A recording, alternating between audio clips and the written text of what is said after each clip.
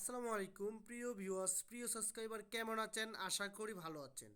আমিও ভালো আছি আলহামদুলিল্লাহ। আপনারা দেখছেন Abdullah S S E steel. Abdullah S S E steel থেকে বলছি আমি মোহাম্মদ নাসির খান। আপনারা দেখছেন আমাদের একটি লেয়ার মুরগির কাজ চলমান।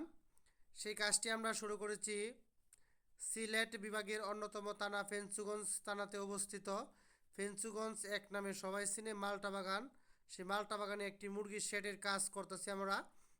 সেই কাজটি হচ্ছে 160 ফিট লম্বা, 33 ফিট পাশে সেই মুরগির শেডের কাজ চলছে। আবদুল্লাহ এস এস স্টিল সারা বাংলাদেশেই লোহার অ্যাঙ্গেল দিয়ে যে কোনো লেয়ার মুরগির শেড, গরুর খামার, যে কোনো শেড তৈরির কাজগুলো আবদুল্লাহ এস এস স্টিল করে থাকি।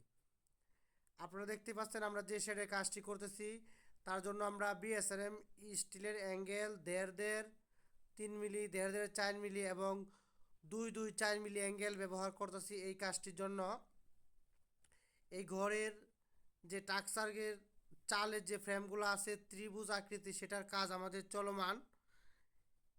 এগুলো ভালো করে ঝালাই করে নিচ্ছি আমরা।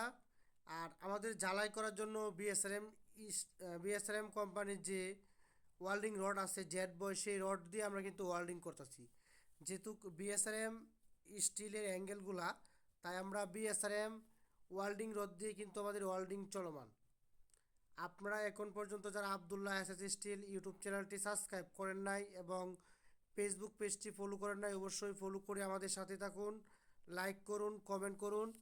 আমরা বাংলাদেশে যে কোনো জায়গায় গিয়ে লোহার অ্যাঙ্গেল দিয়ে চালের কাজটুকু করে থাকি। যেরকম টালি টিনের যে কোনো ডিজাইন, বাঁশ টালি, ইন্ডাস্ট্রিয়াল প্রোফাইল টিন, সাদা টিন, রঙিন টিন, আনোয়ার সিমেন্টের শীট সহ সকল ধরনের টিনের কাজ লোহার অ্যাঙ্গেলের দিয়ে করে থাকি।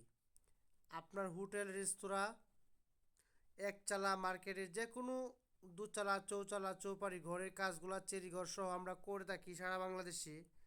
যে কোনো ডিজাইনের কাজগুলো আমরা করে থাকি খুব সহজেই সুন্দরভাবে ফিনিশিংয়ের মাধ্যমে কাজটি আমরা করে থাকি। এখন যে মেজারমেন্টে আমরা কাজটি করেছি সেটা কিন্তু সুতায় সুতায় একেবারে 100% সঠিক করে এই কাজটি আমরা ত্রিভুজ তৈরি করতেছি। তারপরে ইনশাল্লাহ ফেঞ্চুগঞ্জ মালটা বাগানের সম্পূর্ণ শেড তৈরির পরেও আমরা ভিডিও দিব এবং টিন লাগানোর পরেও ভিডিও দিব ইনশাল্লাহ।